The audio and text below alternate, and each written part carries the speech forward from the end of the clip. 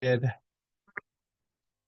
right. Good morning, everybody who's watching us live. Thank you so much, and good evening, good afternoon, whatever time of day it is for you. If you are watching the recording on YouTube or Facebook, thank you so much, and thank you to everybody who has been liking, subscribing, and sharing. We appreciate it. Remember, if you like what we're doing, the simple thing you can do that costs you nothing, no time, no money, no nothing, is to hit that like and subscribe button or to share it with some friends or family. That's the easy thing you can do to help us get out the word. So thank you to everyone who has been doing that. We appreciate it. As you can see, I have a kitty cat behind me today, demanding my attention. So on today's edition, today is May 13th. Um, this is Cinderella. Hi, Cinderella. May 13th, 2025. I believe it's, yeah, May 13th, 2025. We're going to talk about habeas corpus. And are we going to suspend habeas corpus in the United States? Let's see what happens here.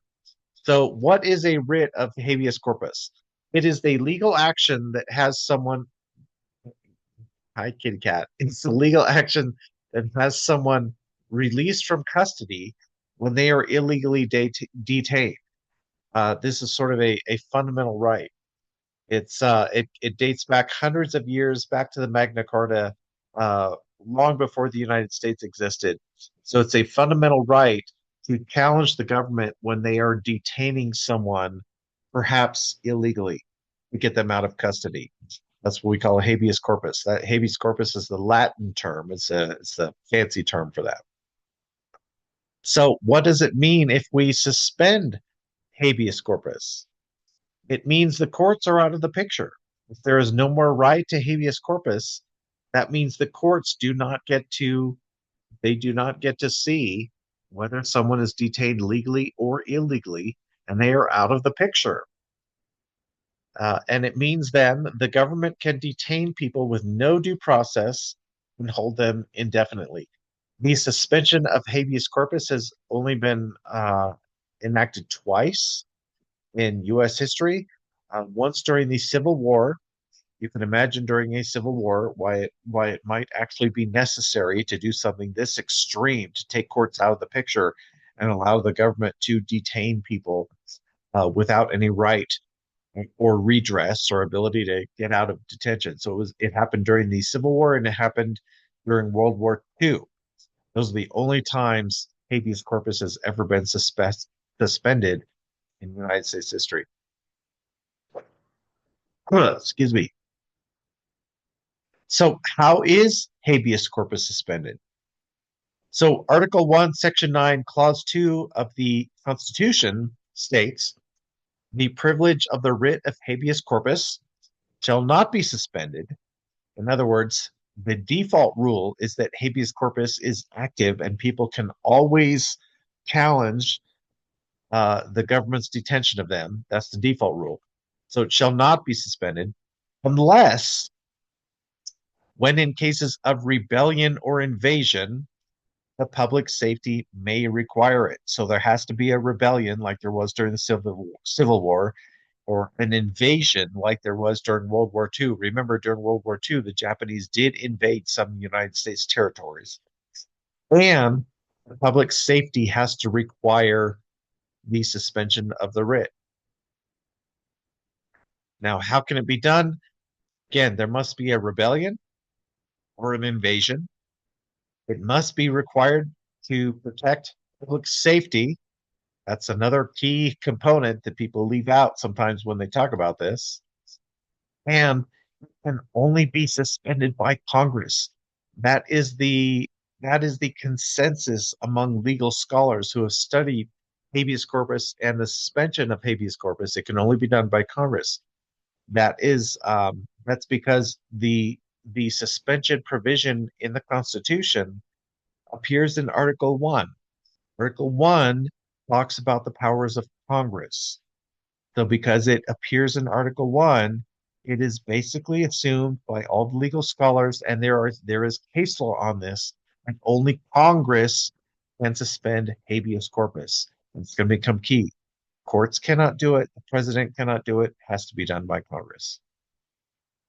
Now, is our president going to suspend habeas corpus? we have here in that nice little picture, that is White House Deputy Chief of Staff Stephen Miller. He has said White House is actively looking at suspending habeas corpus. He's openly admitted it. And then he said, quote, it depends on whether the courts do the right thing. So Stephen Miller, White House Deputy Chief of Staff, says the president is looking at suspending habeas corpus. As you may remember, as I just pointed out, legally only Congress can do that. The president cannot do it. The president does not have that power.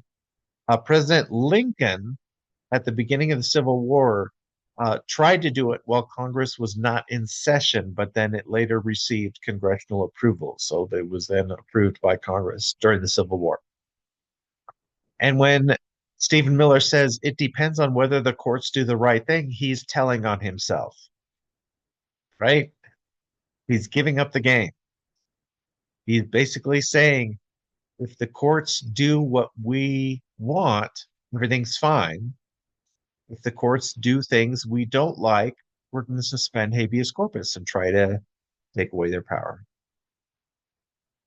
So again, please smash that buttons, the like button, the subscribe button, share, follow, whatever you got to do. Again, it costs you nothing.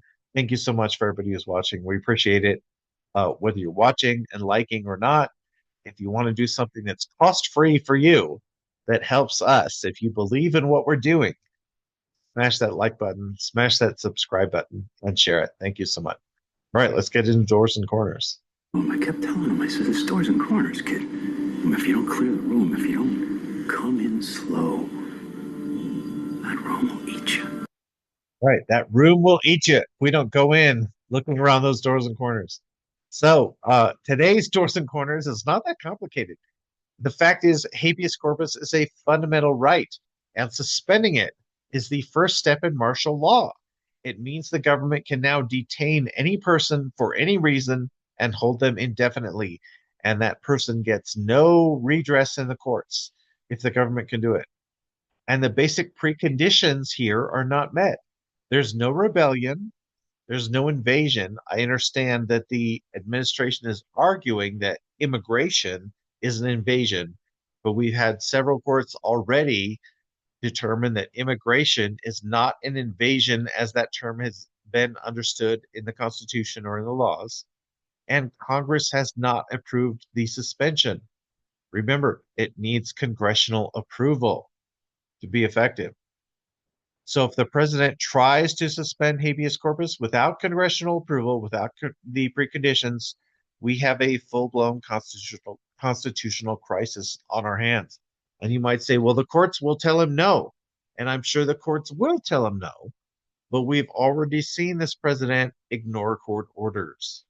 So if the president starts detaining people illegally with no right for people to get out of jail, even if they've done nothing wrong, we have a full-blown constitutional crisis. So I'll just leave you with that today. Thanks so much, everyone. We will see you soon.